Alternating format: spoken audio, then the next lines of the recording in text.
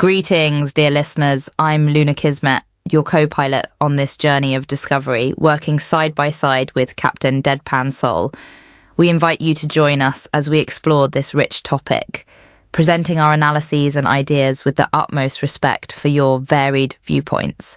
Please be aware that while our AI simulations are not infallible, and you may notice some audible artifacts, we strive to provide a platform for respectful dialogue that transcends the boundaries of one particular religion, addressing the wider societal concerns of censorship, free speech, and spiritual discernment. Join us as we navigate. This episode, we take a dive into a topic shrouded in both faith and secrecy, the taboo surrounding the word psychic in the Jehovah's Witnesses religion. As we explore the apparent contrast between biblical accounts and organizational language, we journey into uncharted realms of consciousness, mysticism, and the delicate balance between control and interpretation. In a respectful dialogue with listeners across beliefs, we journey into the complex layers of meaning that the word psychic holds within this religious framework and beyond, questioning how we navigate the boundaries of our understanding and beliefs. To be more accurate, we can say that our discussion centers on the impact of language and the potential issues that arise when trigger words are used in situations where education or even worldview can shape perceptions. Let me reintroduce our AI characters, Adam and Lily, once more. These two virtual personalities have been created to serve as guides through the intricate landscape of language and perception, particularly within religious and governmental systems. They have been named Adam and Lily for the sake of humanizing and personalizing the AI experience, which aims to facilitate a more approachable and engaging conversation for our listeners. We can think of Adam and Lily as knowledgeable guests on our podcast, representing the advanced technology behind well-known AI facilities. They offer a unique combination of computational power and a relatable conversational tone that makes the discussion engaging and informative for our audience. With their expertise in language, worldview, and perception, we hope that Adam and Lily will provide valuable insights and help guide our listeners through this complex subject matter. The names Adam and Lily were chosen exclusively for this podcast series to foster a more relatable and friendly environment for our audience. These names have no connection to the actual technology or facilities behind these AIs. Rather, they are simply a way to make the interaction between our guests and our listeners more comfortable and approachable. Dear audience, after understanding the dynamics of our two AI characters, are you ready to dive into our discussion? Let's now listen to part one of our simulation as Adam and Lily guide us through the intricate dynamics of language, worldview, and perception in the context of religious and governmental systems. Shall we begin? Welcome to the deep dive. Something that it definitely struck me is how the word psychic just seems, off limits, almost taboo among Jehovah's Witnesses. Mm-hmm. It's kind of odd, isn't it? Especially when you actually read the Bible itself. It really is a sharp observation. That reluctance, it's very noticeable. And it does set up a fascinating tension, especially given how fundamental the scriptures are for them. Totally. And to get into this, you've shared some really interesting materials. There's this conceptual framework document using a kind of sci-fi allegory, these AI personas, Deadpan Soul, Luna Kismet, Lily, Adam, to tackle tricky subjects. Yeah, a narrative approach. And then the creator's notes explaining the why behind it, looking at control, language, the sort of microculture within the Jehovah's Witness community. Exactly, the mechanics of it. And then the really key actual Watchtower and Awake articles, the ones that talk directly about psychic phenomena, spiritism, even UFOs. Right, so we have different angles. The allegory lets us approach sensitive stuff, maybe more gently. The notes give us that background on language and control. And the official publications, they show us the stated position, which is crucial for understanding why that word is avoided. Okay. So our goal today, our mission for this deep dive, is to figure out why this taboo exists. We'll look at the Bible stories, the idea of controlled language from the sources, and the official views in those articles. And just so everyone listening knows, we're not here to agree or disagree or judge anyone. It's about understanding the dynamics, especially for Jehovah's Witnesses who want to stay in the faith but explore these things honestly. Exactly. Understanding the internal landscape. Okay, let's get into it. First up, this paradox you mentioned. The Bible, their core text is full of stuff that honestly anywhere else you'd probably just call psychic. Absolutely. I mean, when you actually look closely, the Bible describes so many experiences that go way beyond our normal five senses. Take prophecy. Think about the Bible book of Isaiah chapter 6, verse 1. Isaiah says, I saw the Lord sitting on a throne. I mean, that's a vision, right? Something seen outside normal sight. Prophets were constantly hearing voices, seeing visions, direct communication. Yeah, not just symbolic stuff. And what about all the angels showing up and talking to people? Like in the Bible book of Luke chapter 1, verse 26, Gabriel appearing to Mary. That's described as a real interaction with a spirit being. Precisely. And divine dreams, too. You know, Joseph's dreams in Matthew, the Bible book of Matthew chapter 1, verse 20, where the angel explains about Mary, or Jacob's ladder back in Genesis chapter 28, verse 12. These are shown as major ways God communicated. And even God interacting directly, the burning bush in Exodus chapter 3, verse 2, or God walking in Eden in Genesis chapter 3, verse 8. I mean, they're presented as real events, extraordinary, sure, but real. Your source material even calls these examples of psychic scripture. So the big question is, if it's in the book, why avoid the word psychic? What's the hesitation about? Well, that psychic issue source offers a pretty compelling idea here.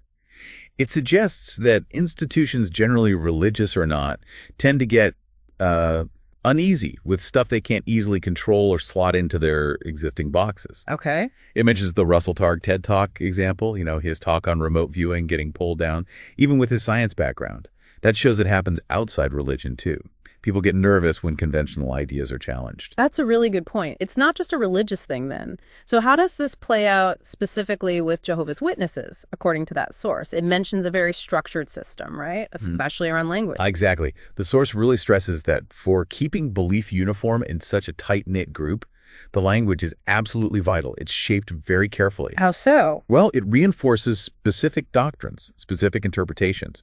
So words that might bring in outside ideas or ambiguity or things they can't control, they're often just avoided, or they get very specifically redefined within their own framework. Can you give an example from the source? How would they describe something someone else might call psychic? Okay, so the source suggests that maybe instead of saying someone is psychic, they might talk about having discernment, or channeling divine energy might become being moved by Holy Spirit. Oh, okay. Even a strong gut feeling, maybe that gets framed as a prompting to do more in the ministry or maybe direction from the organization. I see. So the experience itself isn't necessarily denied, but it's labeled and understood only through the lens of their specific theology and organizational structure. It keeps things orderly, channels interpretation. Precisely. It creates order, builds a unified understanding, but it also builds fences, linguistically speaking. Anything outside the defined vocabulary automatically becomes suspect. Even if it echoes things found in Scripture. Exactly. Even then, it creates this boundary where certain words themselves feel dangerous.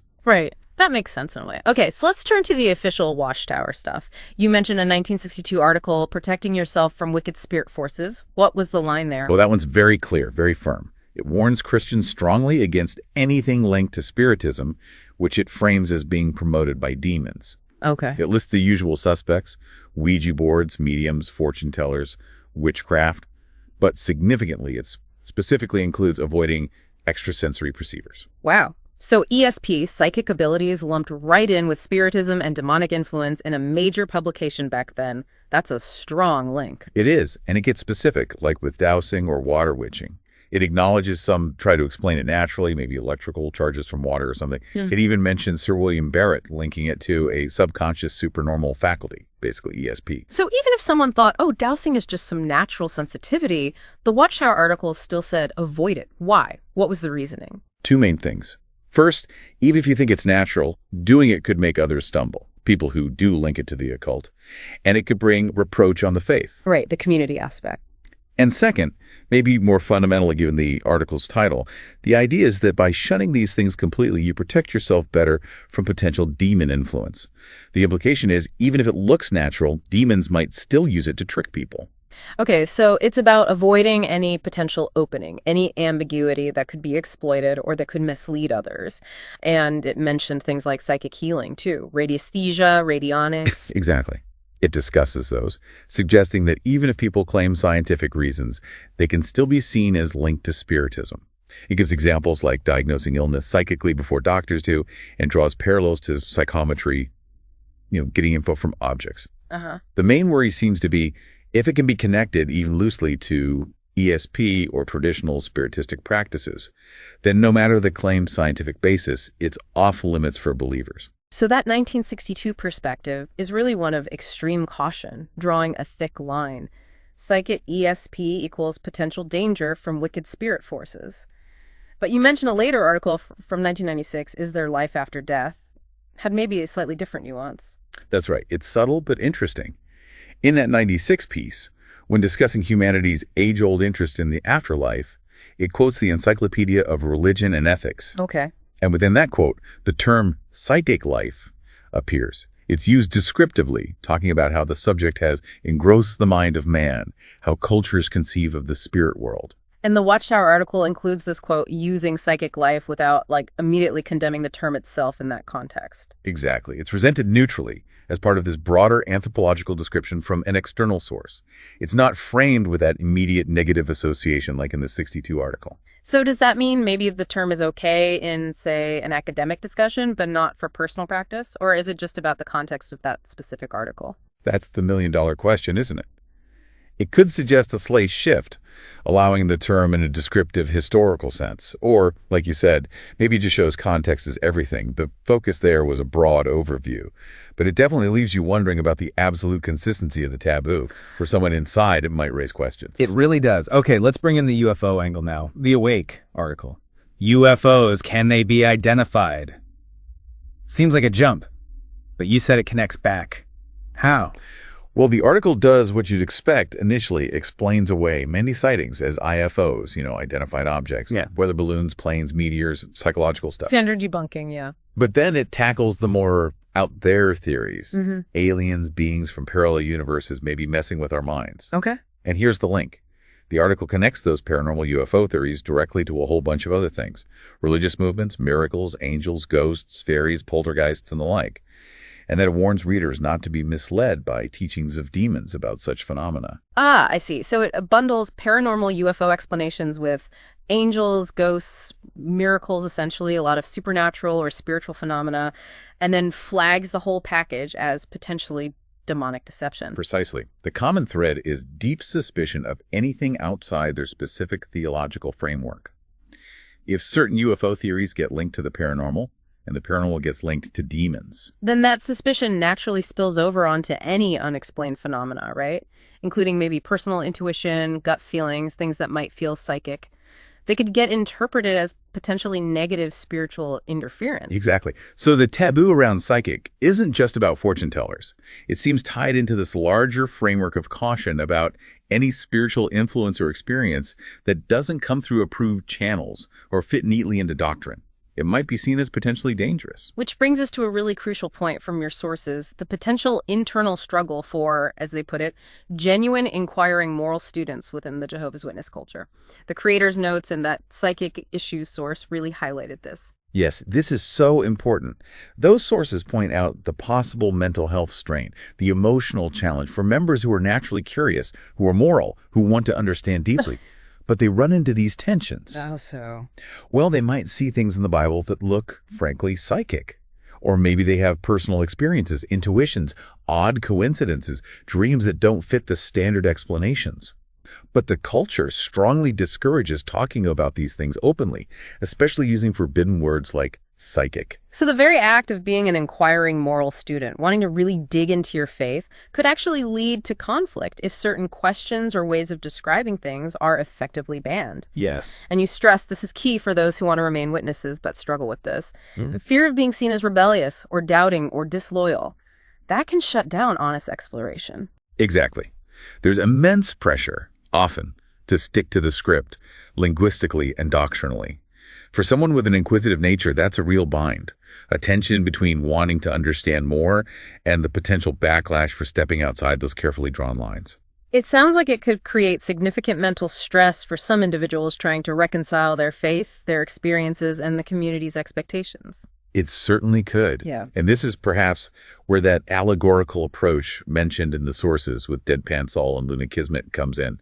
It suggests exploring these sensitive areas indirectly through metaphor might offer a safer space for reflection, a way to process these things without hitting those immediate defensive walls, almost like a symbolic language. A way to talk about the unspeakable, maybe. Okay, so let's try and wrap this up. We've seen how the Bible contains stories that look quite psychic by modern standards, but the Watchtower organization, particularly in that older 62 article, expressed really strong warnings, linking the term and related phenomena directly to spiritism and potential demonic influence. A very clear boundary was drawn.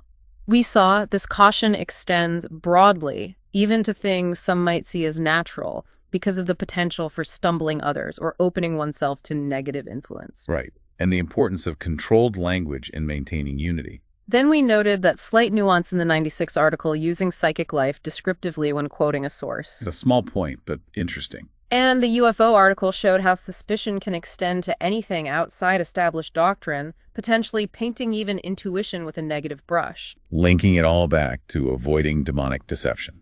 And crucially, we touched on the potential internal conflict this creates for thoughtful, questioning members who want to remain faithful, but feel constrained by these linguistic and conceptual boundaries. Yes, that tension for the inquiring moral student who wishes to remain a witness is a key takeaway from the sources provided. So just to reiterate for everyone listening, our aim here wasn't to say whether psychic phenomena are real or not. It was really just to unpack the reasoning, the theology, the concerns within the Jehovah's Witness context that lead to this specific avoidance of the word psychic. Understanding the internal logic. Exactly. And it leaves us with a thought, really. Thinking about just how varied human experience is, how many ways people connect with Scripture, with their inner lives.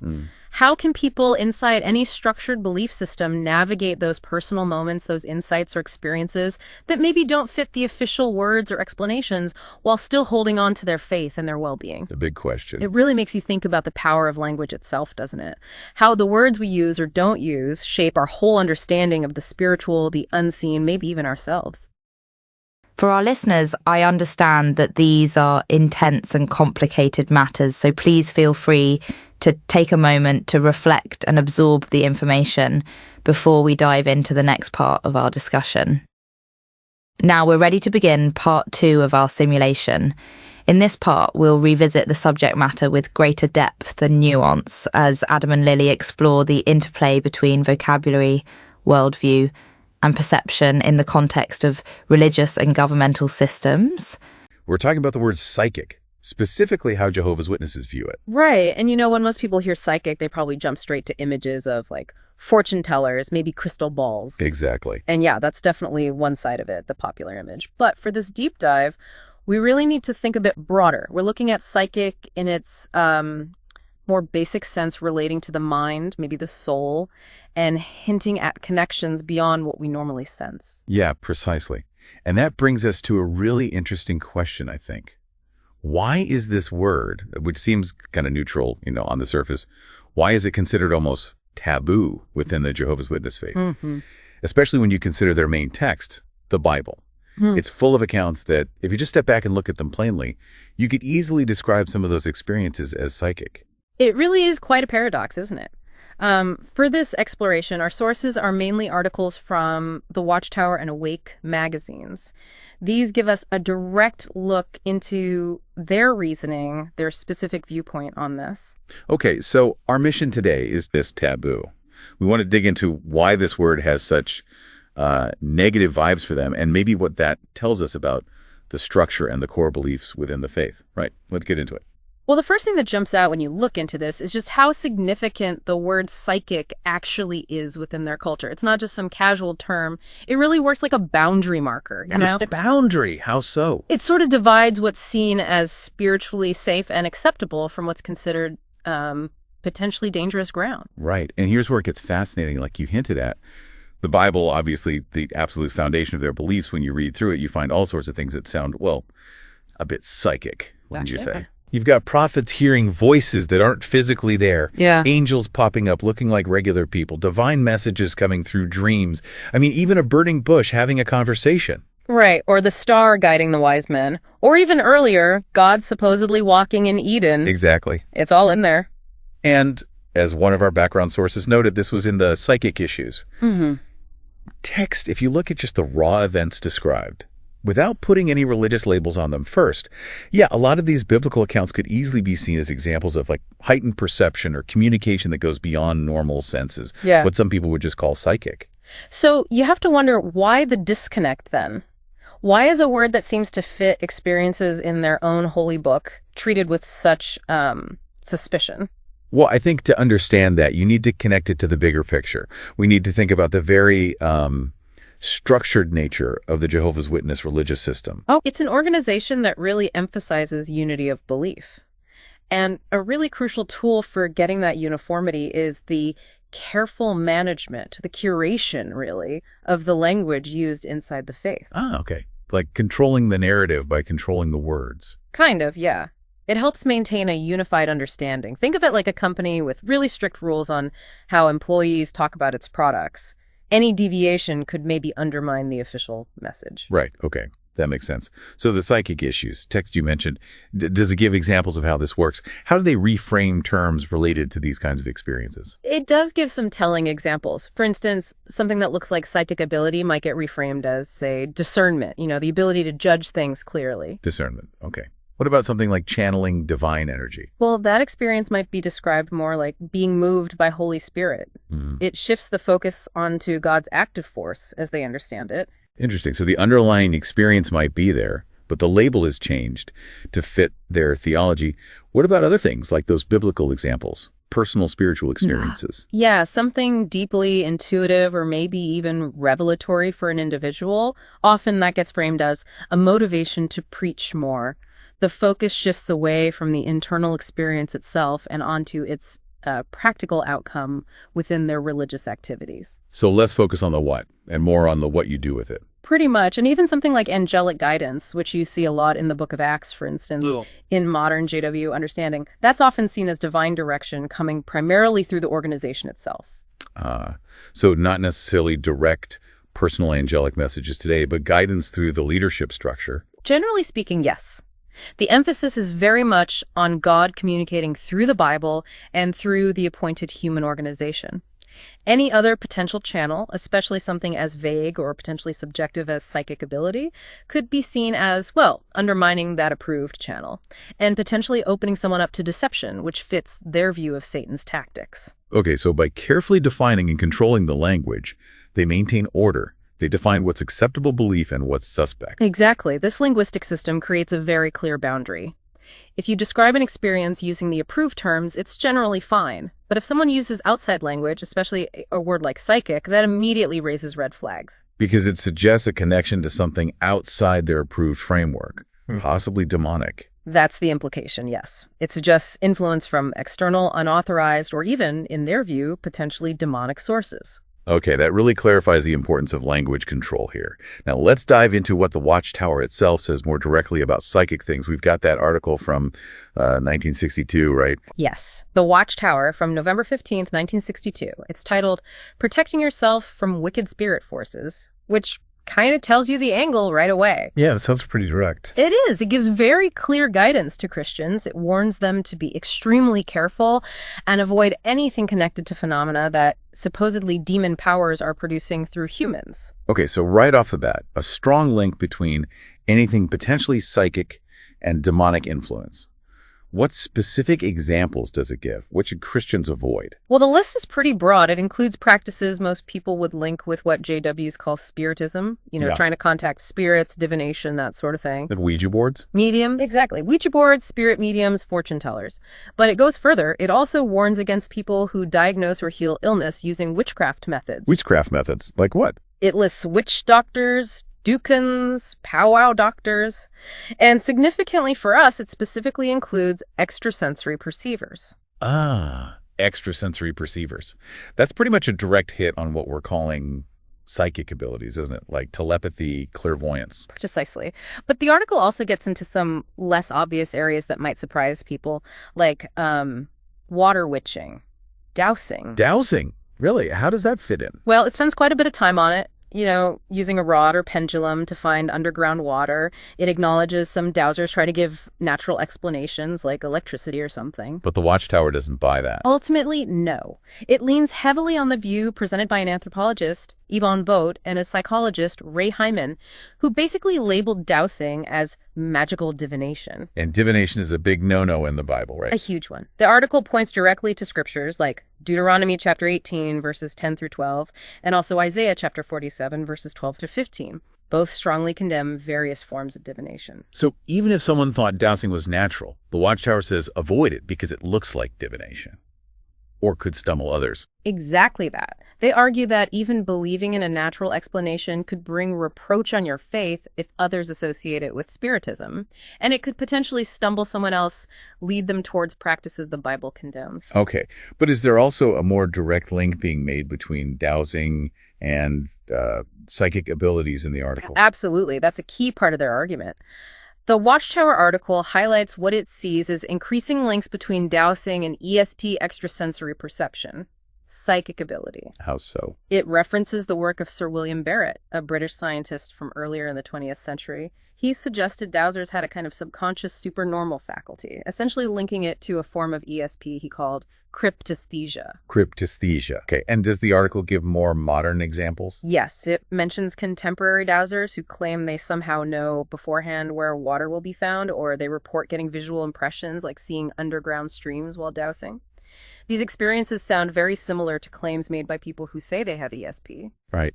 And didn't it mention something about map dowsing too? Like dowsing over a map? It does, and that's presented as a major challenge to purely natural physical explanations.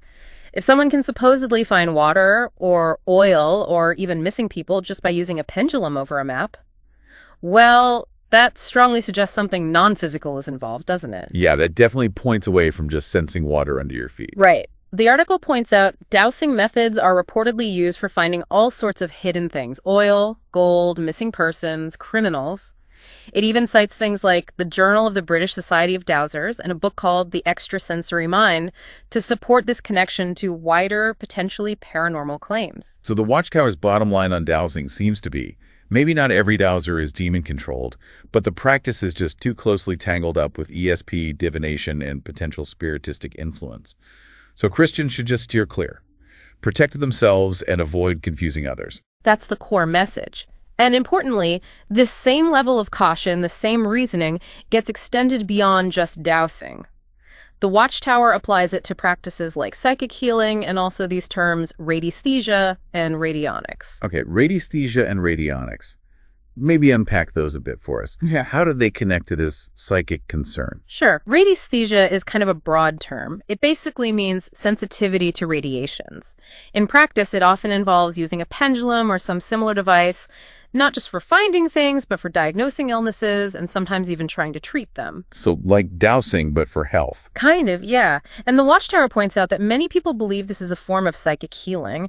It highlights that some psychic healers claim they can diagnose illnesses without any gadgets at all, similar to how an ESP perceiver might claim to find water without a rod. Okay, and wasn't there a cautionary story mentioned?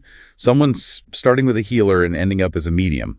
Yes, the example of a Mrs. Piper is used. It serves as a warning, suggesting a potential slippery slope from what might seem like harmless healing practices towards direct involvement with spiritism, which, as we've said, is viewed extremely negatively. And they connect radiesthesia to finding missing people, too. They do.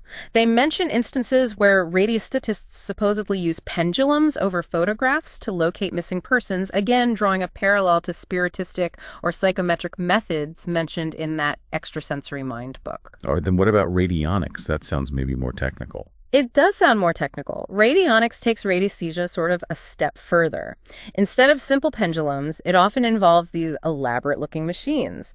Practitioners might claim these machines can tune in to the specific frequencies or wavelengths of diseases in a person's body and help heal them. But the Watchtower is skeptical. Very skeptical. They point out the significant lack of scientific validation for these devices and even mention cases where authorities seize them as being ineffective or fraudulent. But beyond just being ineffective, do they link radionics to the psychic or spiritistic realm too? Yes, that's the crucial link for them. They quote a Dr. Kenneth Walker, who suggested that the mind of the person operating the radionic device likely plays the dominant role in any results. Ah, so it's not the machine, it's the operators. Yeah. What, intention, belief, psychic ability?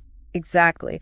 The article suggests there's a psychic factor at work, comparing it to ancient sympathetic magic and psychometry, the supposed ability to get information from objects just by touching them.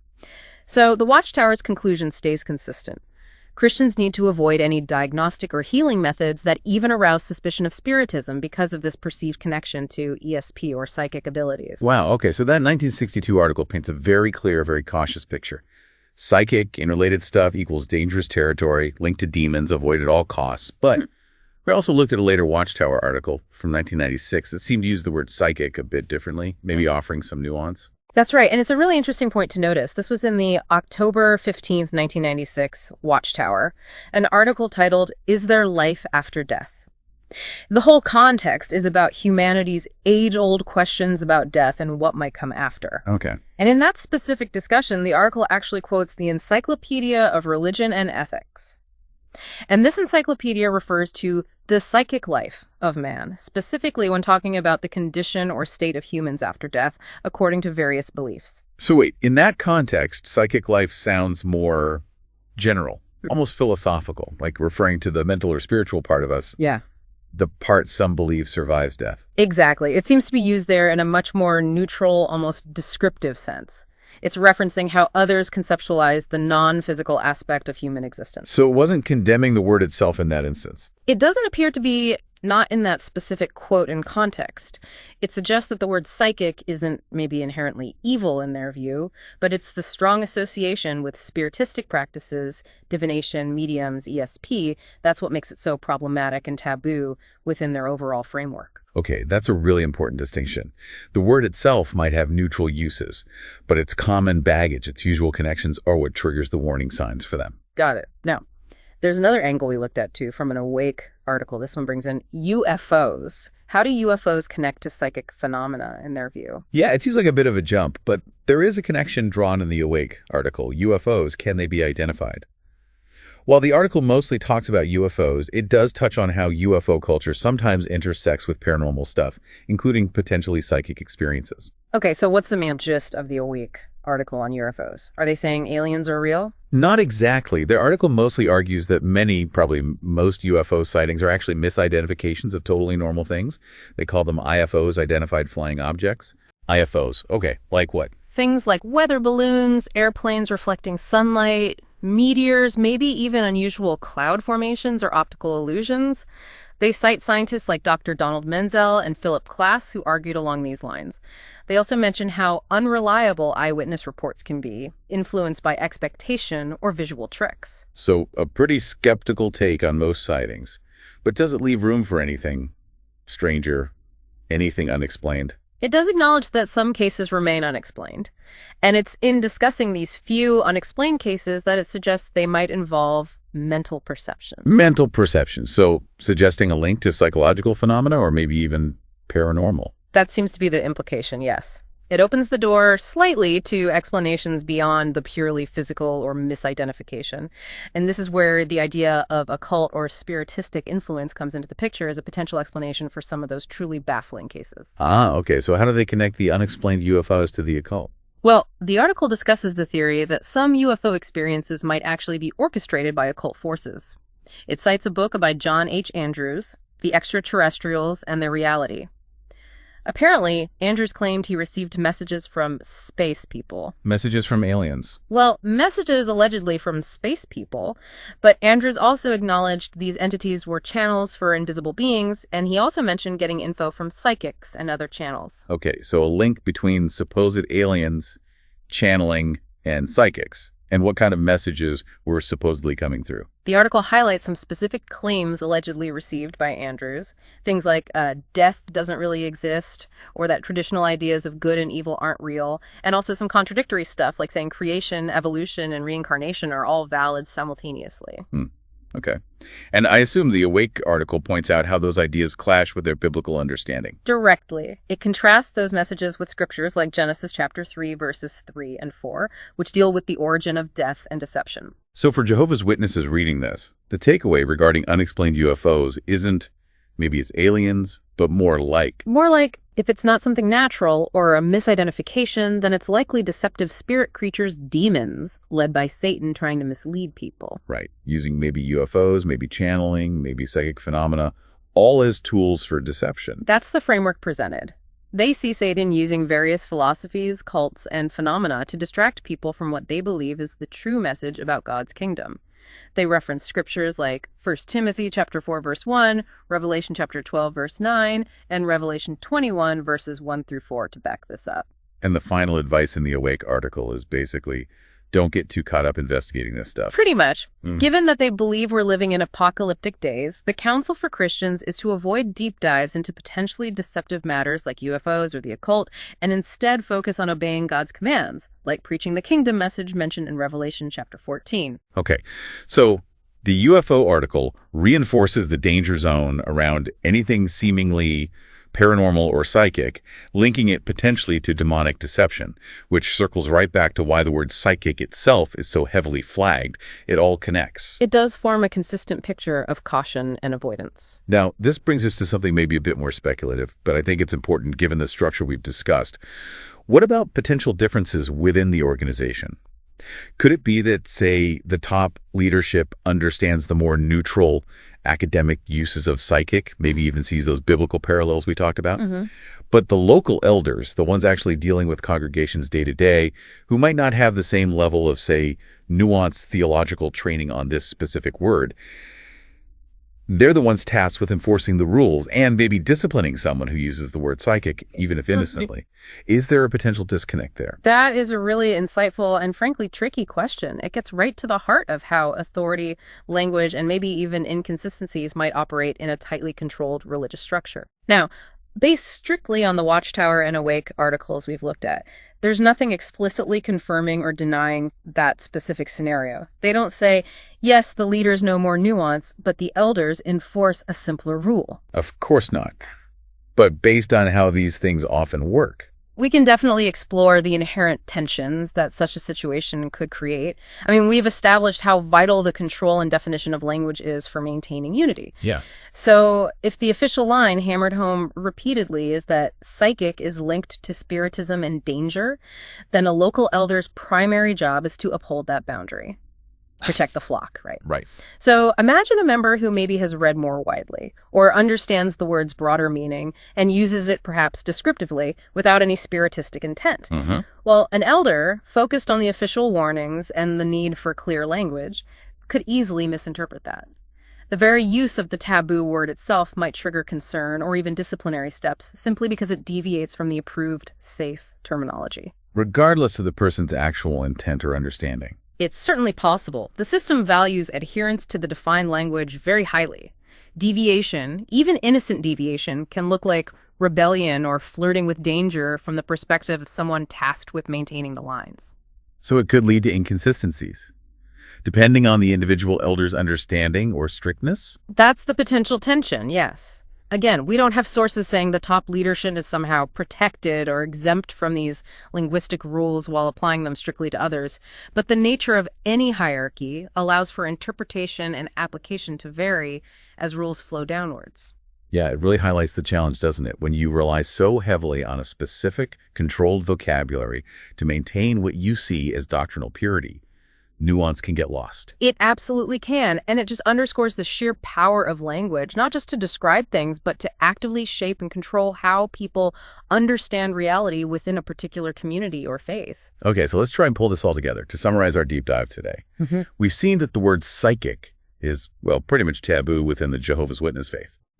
Definitely carries significant negative weight. And that's primarily because it's consistently and strongly linked in their publications, like that 1962 Watchtower article, to spiritism, divination, and potential demonic influence. Right, despite the fact, as we noted, that the Bible itself contains stories that, viewed differently, could seem to parallel psychic phenomena. And we saw how the organization uses careful language control, a curated internal vocabulary, to maintain doctrinal unity, reframing potentially psychic concepts into terms like discernment or being moved by Holy Spirit. We also noted that little bit of nuance in the 1996 Watchtower, using psychic life in a more general philosophical sense when quoting an external source about afterlife beliefs. Yeah, showing the word itself isn't maybe the core issue, but its associations are. And then the Awake article on UFOs brought in another layer, connecting unexplained phenomena and potential mental perceptions to occult or spiritistic deception, further reinforcing the caution around anything paranormal. And finally, we touched on that potential complexity.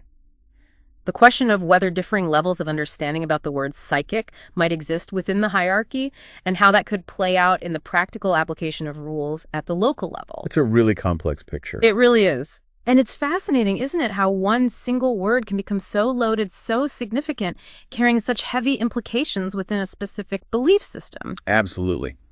It really makes you stop and think about how language works, doesn't it? Uh-huh. Both inside and outside religious contexts. How the words we choose or are told to use shape how we even perceive or discuss experiences, especially spiritual or mental ones. So maybe here's a final thought for everyone listening to chew on. How does the language we use, whether it's really rigidly defined like we've seen here, or maybe much more fluid and open, how does that affect our ability to understand and talk about these deeper, perhaps unseen aspects of reality? What are the potential upsides, and what are the maybe hidden downsides of each approach? What might we gain, or what might we lose depending on the vocabulary we have available or are allowed to use? That's a great question to ponder. Definitely something to think about long after this deep dive is over. Thanks so much for joining us today. Thank you, Adam and Lily, for sharing your insights with us. Your presence has made our discussion more meaningful and approachable. And for our listeners, we understand that these concepts can be difficult to grasp, especially when dealing with sensitive subject matter. That's why we've intentionally included repetitions in our discussion so that everyone can fully absorb the information at their own pace. Your engagement and understanding are deeply appreciated. Indeed, Adam and Lily have been instrumental in facilitating a respectful and transparent exploration of emotionally charged subject matter within the context of religious rules and regulations. We're grateful to them for providing a safe space for our listeners to explore these ideas without judgment or imposition of particular beliefs or ideologies. Their respectful, non-biased approach aims to encourage critical thinking and empathy, enabling people to make informed decisions that contribute to a healthier, more tolerant world. On behalf of our team, I would like to thank each of our listeners for joining us on this journey. Your engagement and feedback are invaluable in helping us refine and improve our content. We recognize that this topic is deeply personal and emotional for many people, and we hope that we've been able to navigate it with sensitivity, openness, and respect for all viewpoints. Our ultimate goal is to promote understanding and connection, not division and alienation. Thank you once again for being a part of this important discussion. Your presence means the world to us. Remember, you are the reason we are here. Go well with peace and love in your hearts. Not all mind, guardians of light, are tarnished nor beyond reconciliation. Deadpan soul has a deep blazing hope despite injury.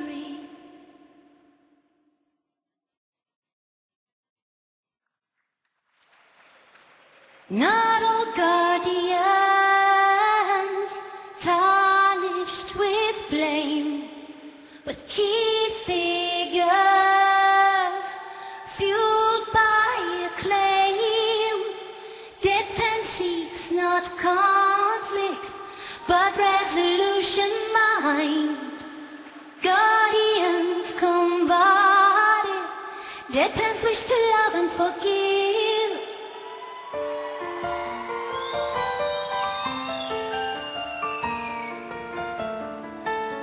A story of hope amidst trial, a story of love and forgiveness. Trials and joys,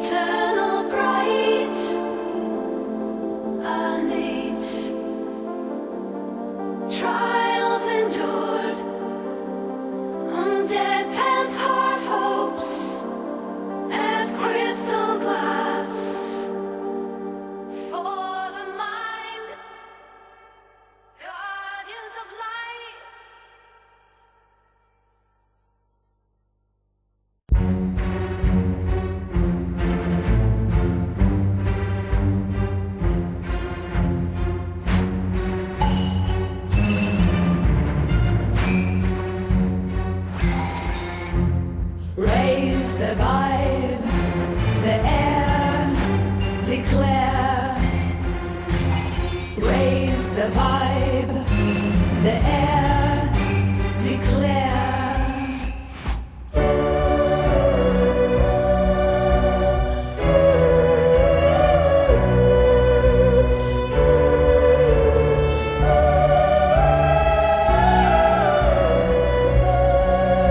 Start low, it feels tough. Seek divine love.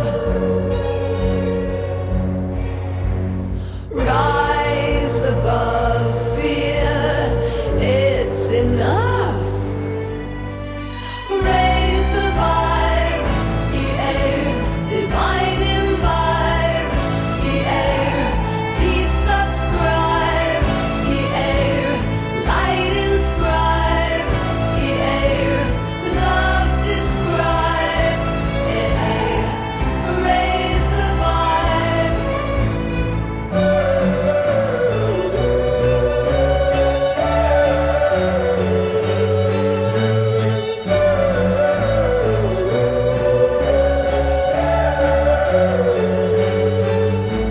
Reach for love, life feels benign.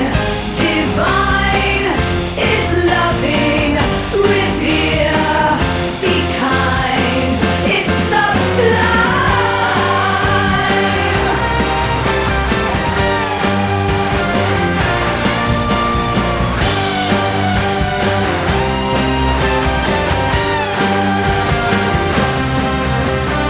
Raise the vibe, the air, divine imbibe, the air, peace subscribe, the air, light inscribe, love describe.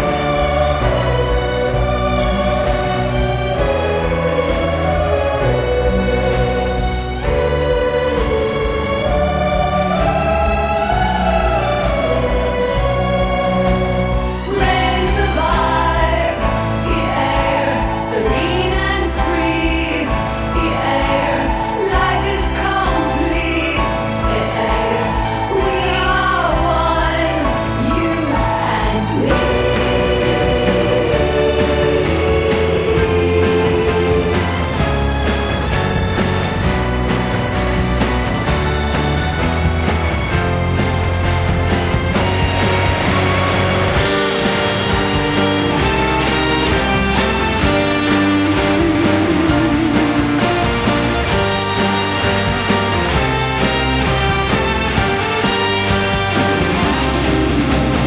Blissful peace, the air, life is perfect. The air, all is being. The air, feel divine, introspect.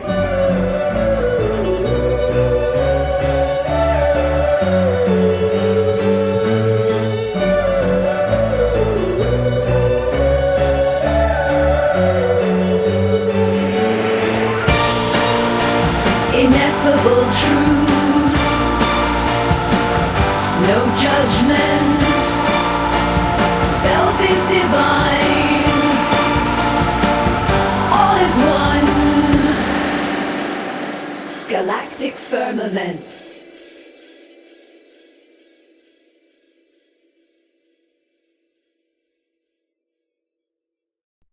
Swallow pill, bitter taste, my friend here, fall from away. What a way descend, no implement, space, no prescriptions, there are no problems, only solutions. Still, it'll be far till after sin in the eye, just the devil's lantern, the last straw, the final straw, the final call, every raptor ready to fall. No.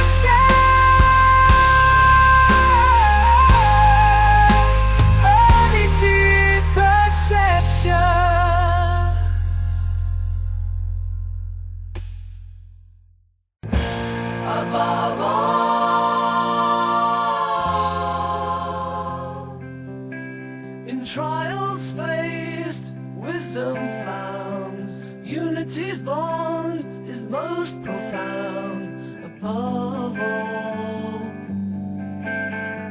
Love above all. Love above.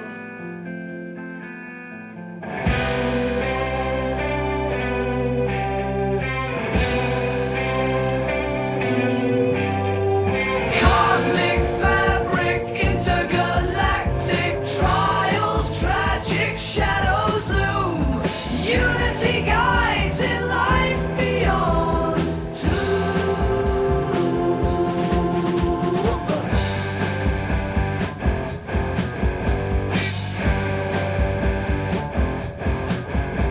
Socrates, know thyself, light in friends as well.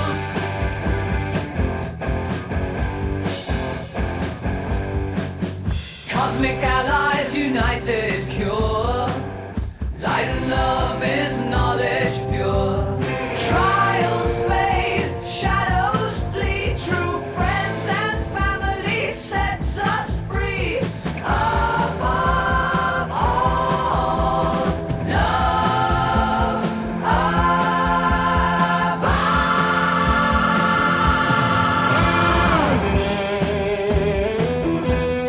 Tempest roar,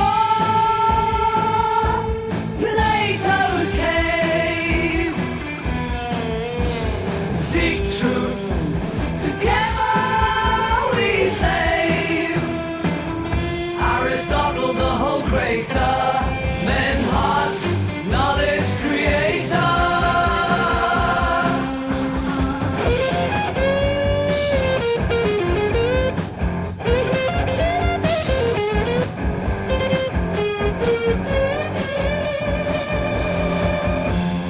Cosmic allies, a united cure. Light and love is knowledge pure. Trials fade, shadows flee. True friends and family sets us free. Above all, love above.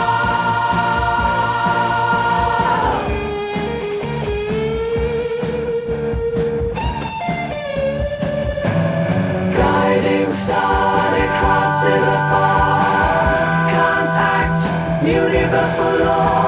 Hearts entwined, face strive. Kant's maxim, shape life.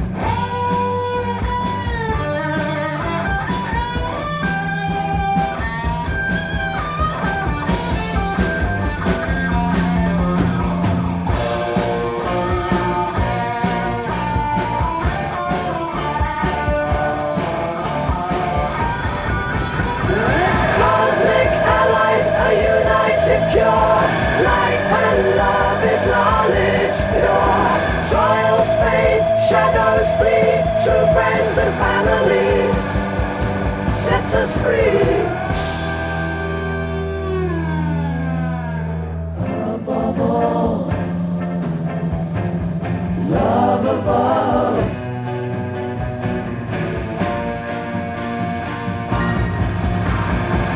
From Plato's realm to Kant's shore, unity's light forevermore.